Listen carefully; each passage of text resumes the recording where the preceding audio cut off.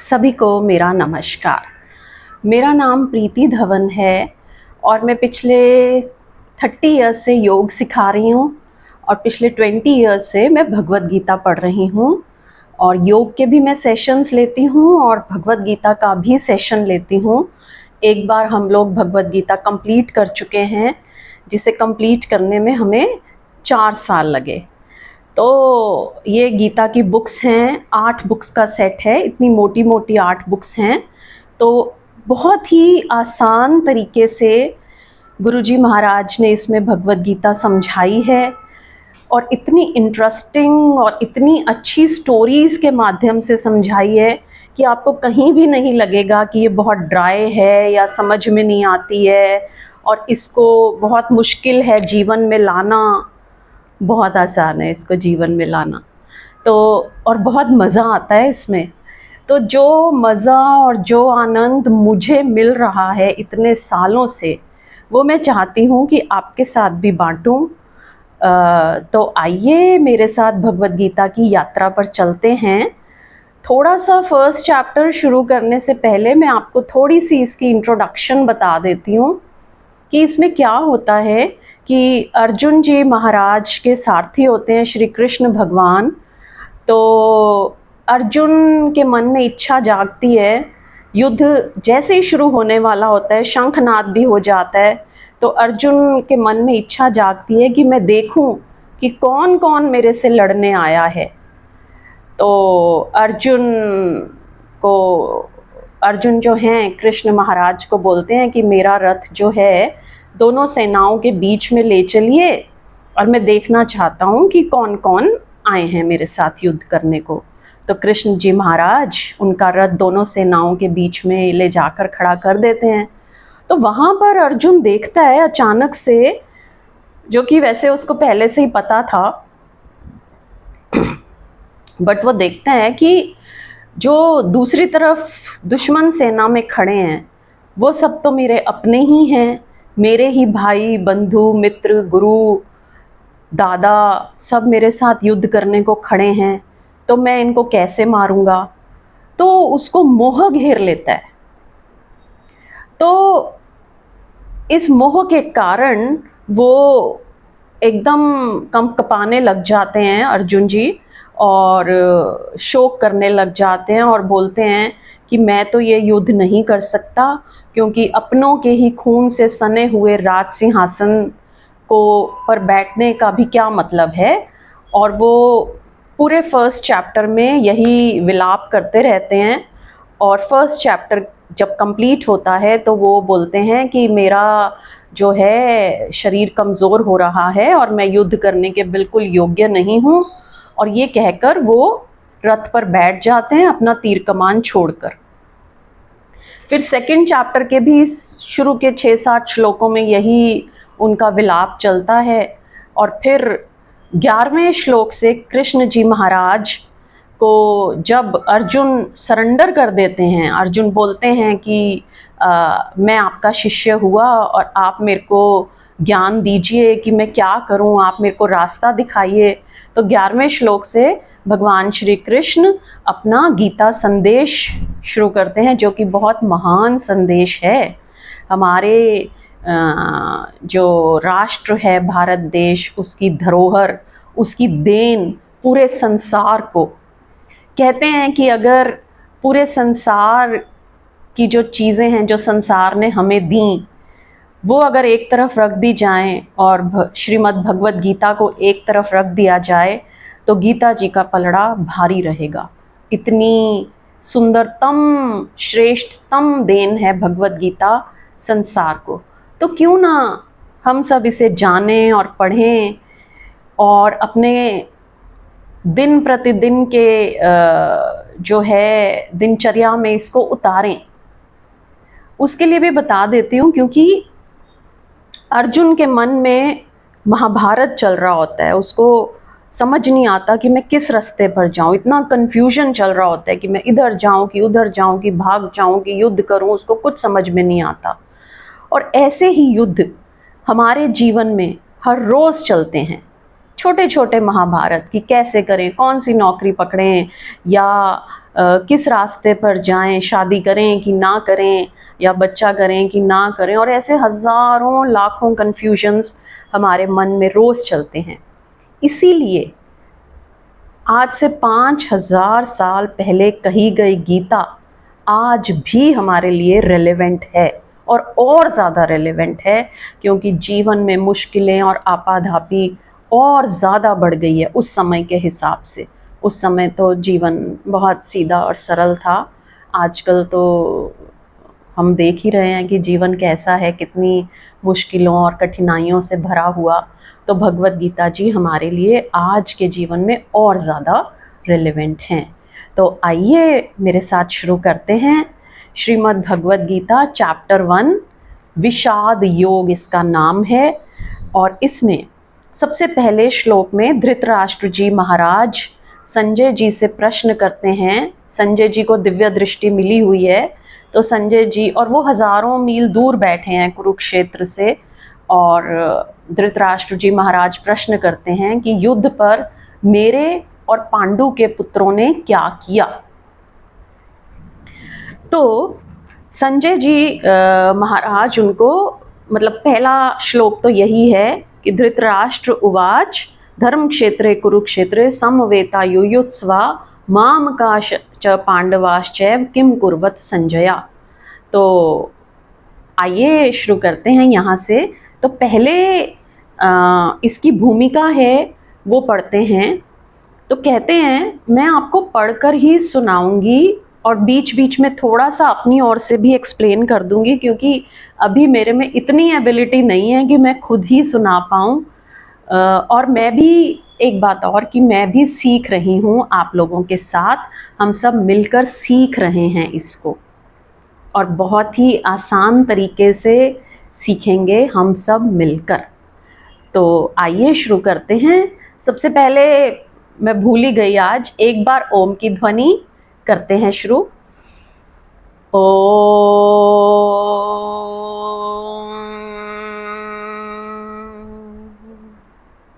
ओम सहना भवतु सहनौ भुनक्तु सह वीर्यं करवावहै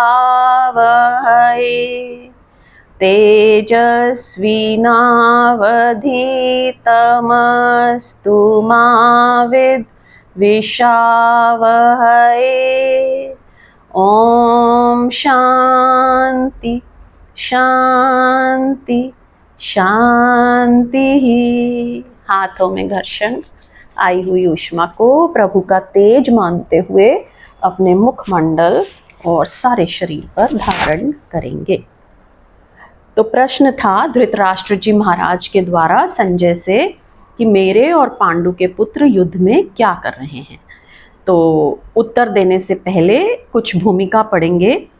तो कहते हैं कि धृतराष्ट्र आंख से अंधे हैं, लेकिन आंख के न होने से वासना नहीं मिट जाती, आंख के न होने से कामना नहीं मिट जाती।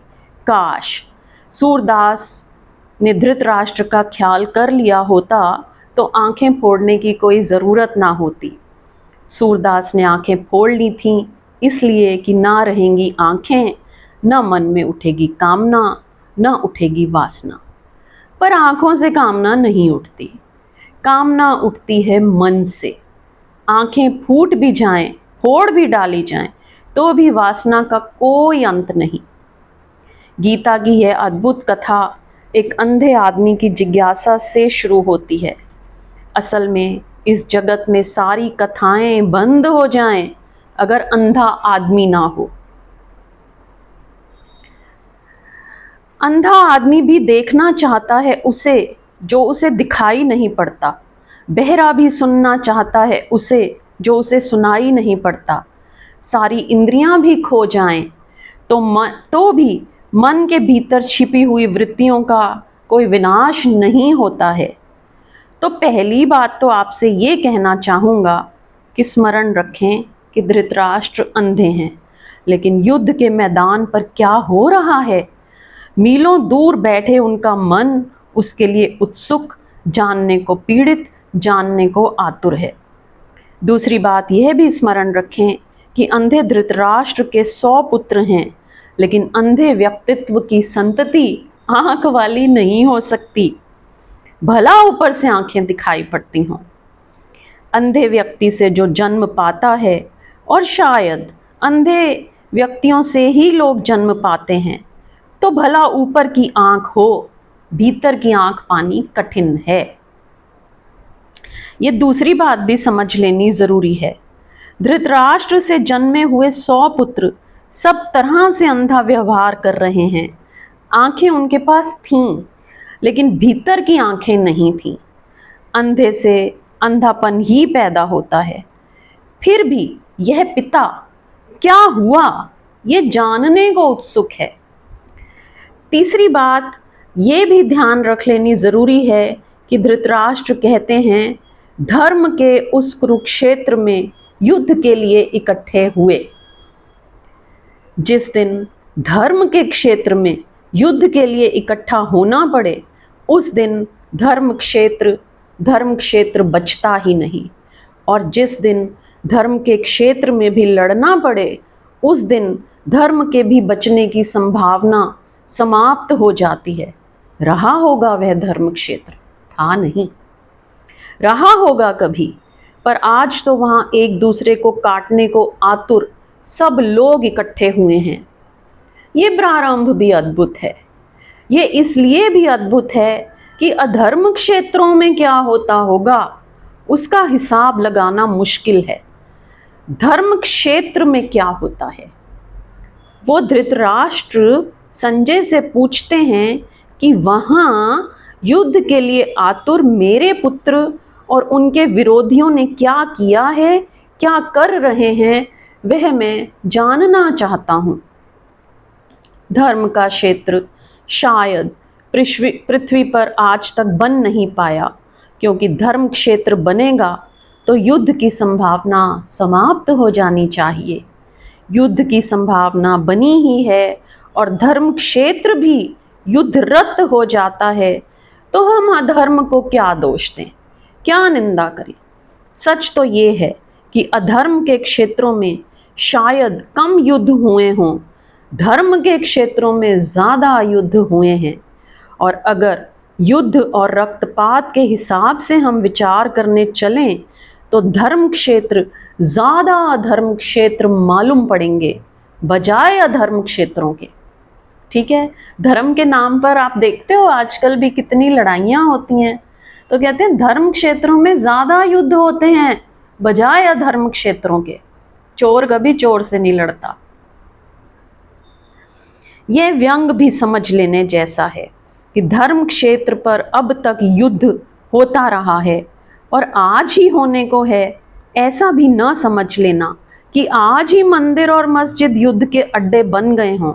हजारों साल पहले जब हम कहें कि बहुत भले लोग थे पृथ्वी पर और कृष्ण जैसा अद्भुत आदमी मौजूद था, तब भी कुरुक्षेत्र के धर्म क्षेत्र पर लोग लड़ने को ही इकट्ठे हुए थे।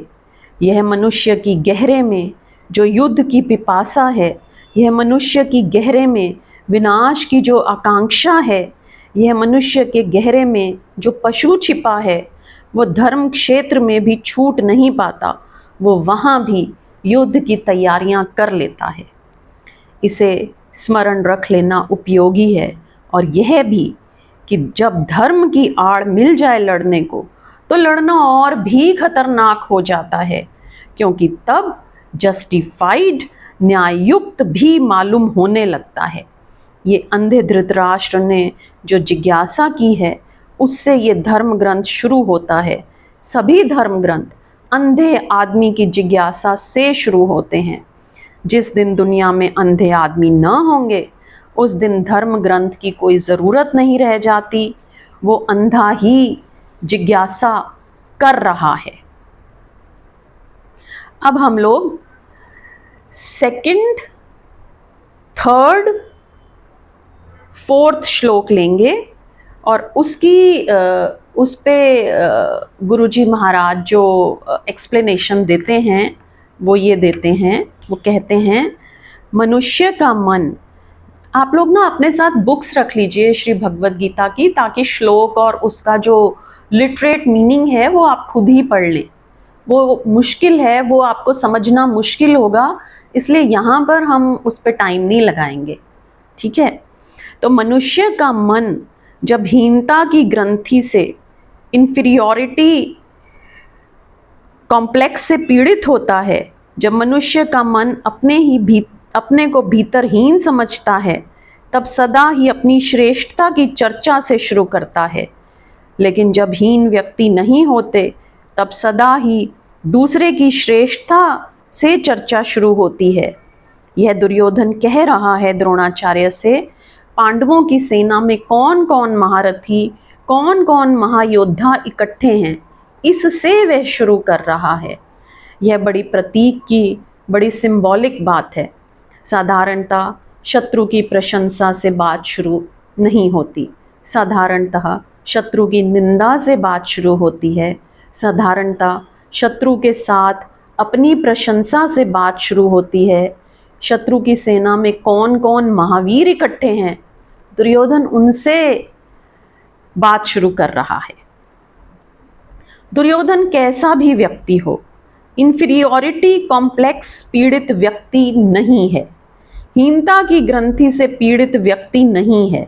और ये बड़े मज़े की बात है कि अच्छा आदमी भी अगर हीनता की ग्रंथि से पीड़ित हो और उस बुरे आदमी उस बुरे आदमी से भी बदतर होता है जो हीनता की ग्रंथि से पीड़ित नहीं है। दूसरे की प्रशंसा से केवल वही शुरू कर सकता है जो अपने प्रति बिल्कुल आश्वस्त है। ये एक बुनियादी अंतर सदियों में पड़ा है। बुरे आदमी पहले भी थे, अच्छे आदमी पहले भी थे। ऐसा नहीं है कि आज बुरे आदमी बढ़ गए हैं और अच्छे आदमी कम हो गए हैं। आज भी बुरे आदमी उतने ही हैं, अच्छे आदमी उतने ही हैं। अंतर क्या पड़ा है? निरंतर धर्म का विचार करने वाले लोग ऐसा प्रचार करते रहते हैं कि पहले लोग अच्छे थे और अब लोग बुरे हो गए हैं। ऐसी उनकी धारणा मेरे ख्याल में बुनियादी रूप से गलत है। बुरे आदमी सदा थे, अच्छे आदमी सदा थे। अंतर इतना ऊपरी नहीं है, अंतर बहुत भीतरी पड़ा है। बुरा आदमी भी पहले हीनता की ग्रंथि से पीड़ित नहीं था, अच्छा आदमी भी हीनता की ग्रंथि से पीड़ित है। यह गहरे में अंतर पड़ा है। आज अच्छे से अच्छा आदमी भी बाहर से ही अच्छा है, भीतर स्वयं भी आश्वस्त नहीं है। और ध्यान रहे, जिस आदमी का आश्वासन स्वयं पर नहीं है, उसकी अच्छाई टिकने वाली नहीं हो सकती। बस स्किन डीप होगी, चमड़ी के बराबर गहरी होगी। ज़रा सी खरोंच और उसकी बुराई बाहर आ जाएगी। और जो बुरा आदमी अपनी बुराई के होते हुए भी आश्वस्त है, उसकी बुराई भी किसी दिन बदली जा सकती है, क्योंकि बहुत गहरी अच्छाई बुनियाद में खड़ी है, वो स्वयं का आश्वासन। इस बात को मैं महत्वपूर्ण मानता हूँ कि दुर्योधन जैसा बुरा आदमी एक बहुत ही शुभ ढंग से चर्चा को शुरू कर रहा है। वो विरोधी के गुणों का पहले उल्लेख कर रहा है, फिर पीछे अपनी सेना के महारथियों का उल्लेख कर रहा है।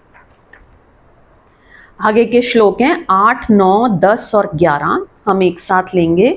तो यहाँ पर प्रश्न है कि भीष्म श्रीमद् भगवद गीता का सारा भार अर्जुन पर है, और यहाँ गीता में दुर्योधन कहता है कि पांडवों की सेना भीम अभिरक्षित और कौरवों की सेना भीष्म। तो भीष्म के सामने भीम को रखने का ख्याल क्या ये नहीं हो सकता कि दुर्योधन अपने प्रतिस्पर्धी के रूप में भीम को ही देखता है? ये बिंदु विचारणीय है। कहते हैं भीष्म वर्सेस भीम क्यों है?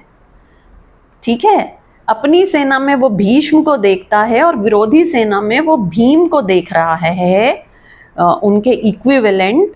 तो ऐसा क्यों? ये बिंदु विचारणीय है।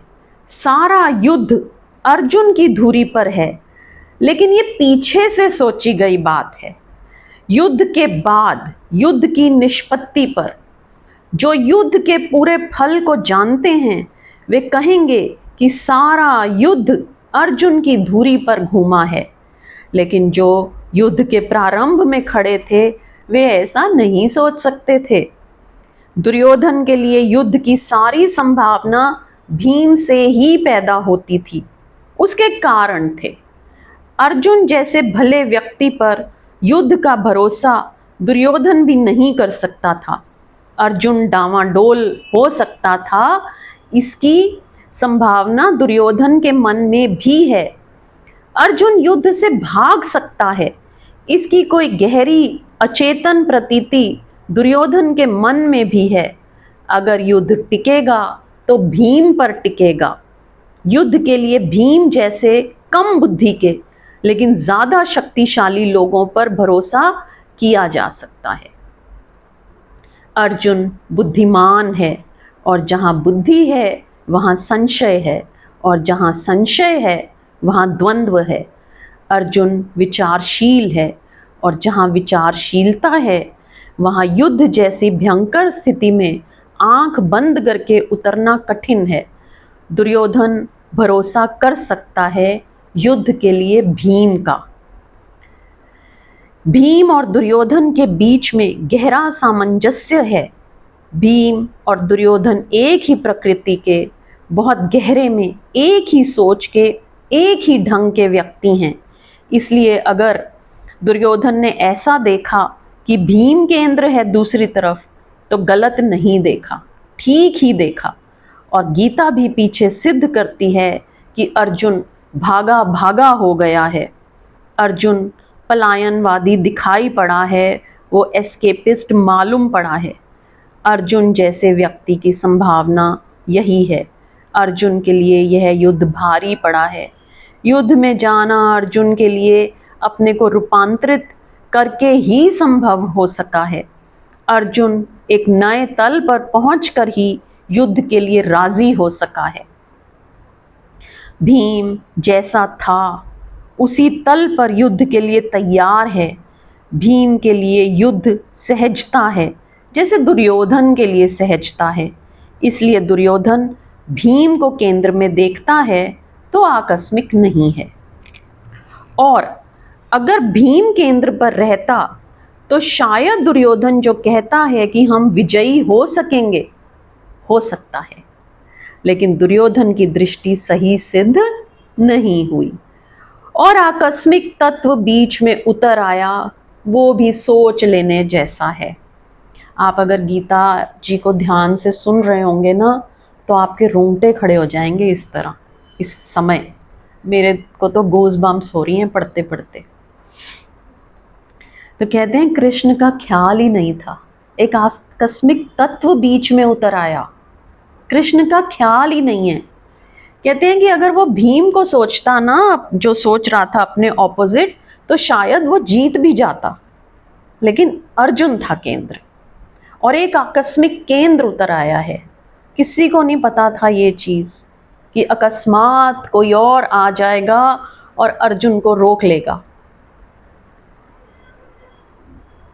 कृष्ण का ख्याल ही ना था कि अर्जुन अगर भागने लगे तो कृष्ण उसे युद्ध में रत करवा सकते हैं। हम सबको भी ख्याल नहीं होता। जब हम जिंदगी में चलते हैं तो एक अज्ञात परमात्मा की तरफ से बीच में कुछ होगा, इसका हमें कभी ख्याल नहीं होता। हम जो भी हिसाब लगाते हैं वो दृश्य का होता है। अदृश्य भी बीच में इंटर पेनिट्रेट कर जाएगा, अदृश्य भी बीच में उतर आएगा, इसका हमें कोई ख्याल ही नहीं होता। कृष्ण के रूप में अदृश्य बीच में उतर आया है और सारी कथा बदल गई है। जो होता वो नहीं हुआ, और जो नहीं होने की संभावना मालूम होती थी वह हुआ है। बीच में अज्ञात उतरता चलता है और सब कहानी बदलती चलती है। अगर हम ज़िंदगी को पीछे से लौट कर देखें तो हम कहेंगे जो भी हमने सोचा था वो सब गलत हुआ। जहाँ सफलता सोची थी वहाँ असफलता मिली। जो पाना चाहता था वो नहीं पाया जा सका। जिसके मिलने से सुख सोचा था वो मिल गया और दुख पाया। और जिसके मिलने की कभी कामना भी ना की थी उसकी झलक मिली और आनंद के झरने फूटे। सब उल्टा हो जाता है। कह रहा है बार बार कि यद्यपि सेनाएं इस तरफ महान हैं, ये दुर्योधन कह रहा है। दुर्योधन कह रहा है बार बार कि यद्यपि सेनाएं उस तरफ महान हैं लेकिन जीत हमारी ही होगी। मेरे योद्धा जीवन देकर भी मुझे जिताने के लिए आतुर हैं, लेकिन हम अपनी सारी शक्ति भी लगा दें तो असत्य जीत नहीं सकता। और सत्य जो कि हारता हुआ भी मालूम पड़ता है अंत में जीत जाता है। आज इतना ही। सभी का धन्यवाद, सभी को नमस्कार। एक बार ओम की ध्वनि और शांति पाठ।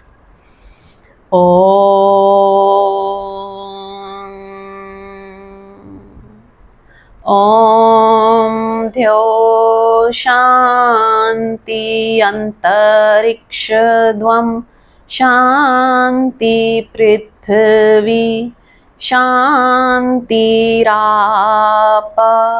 शांतिरोषधया